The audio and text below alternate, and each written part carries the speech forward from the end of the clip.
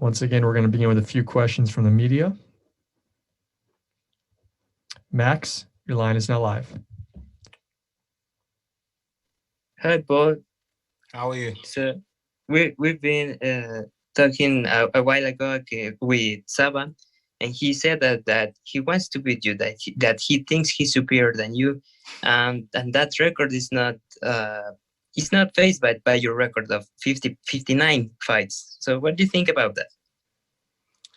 I think he has to say that for his confidence. I know already that he's nervous. He's already doubting himself. And it's a big change from the interview he gave when we were supposed to fight pre-COVID, when he was saying that he was a fan of me and, you know, he's been watching me fight for a while. So that in itself tells me that he's nervous about the fight, and it's just for his confidence he's saying stuff like that, just to reassure him that he deserves to be in there with me. And what's left or what's next for you after 59 fights? Who knows? Who knows? I'm just here to fight Friday night, put on a fantastic performance, stop the guy, take him out there, leave no questions to my ability, and yeah, just put on a great show. Mike, go ahead. Hey, Paul. So how relieving will it be for you to finally get this over with? I know obviously this fight has fizzled out twice, you know, already. You just mentioned a kind of change in tone from Sabah. For you, taking one fight at a time and not looking towards the future, is this going to be nice to get this opponent in this fight, you know, out of the way?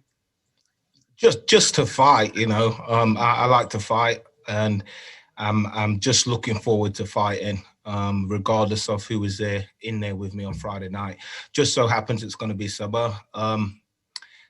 And, you know, on paper, he should bring it. It should be a stand-up war, but I don't think it's going to be as much of a war while it's standing. And I think there's going to be quite a few takedown attempts from himself. But apart from that, yeah, I'm just looking forward to getting back in there. That's the main thing, getting back in there, displaying my skills and taking care of business.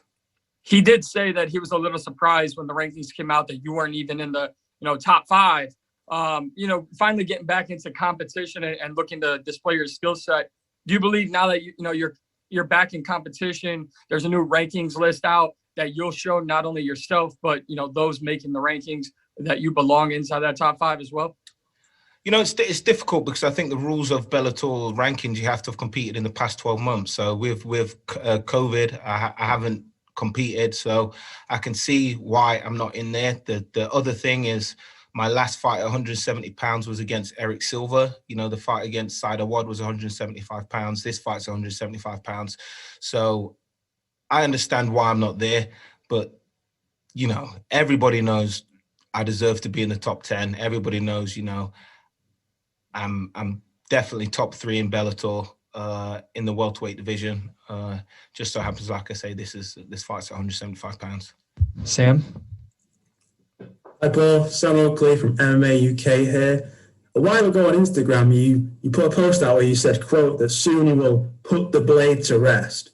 So I was wondering, at this point in your career, after so many pro fights, as the last interviewer mentioned, what is it that's fueling you going into fights? What is it that gets you up in the morning in training camp? I love to fight. And above that, you know, very few people who meet me have the same idea of me prior to meeting me. Now, everyone thinks I'm this fucking psychotic fighting machine, but, you know, deep down, I'm a martial artist. What brought me to martial arts was ninjas, you know.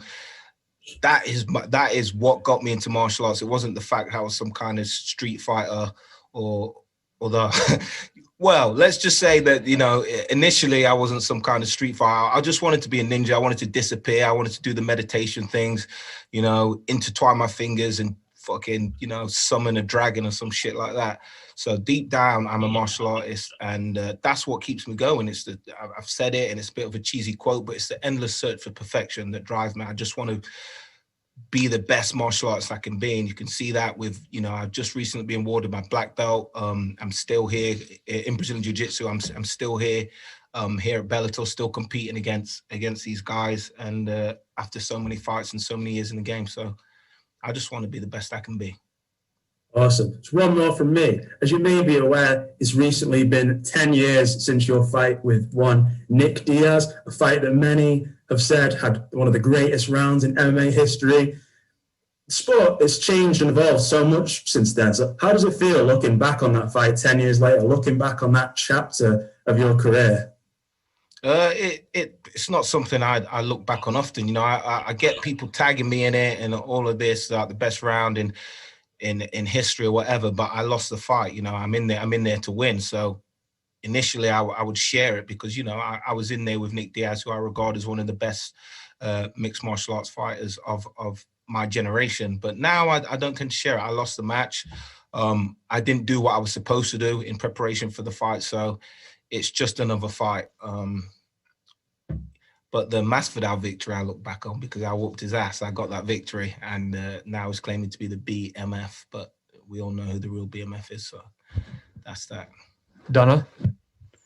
Paul, will a part of you never feel like you're fully done if you haven't got in there one more time with Michael Venom Page? No, not at all.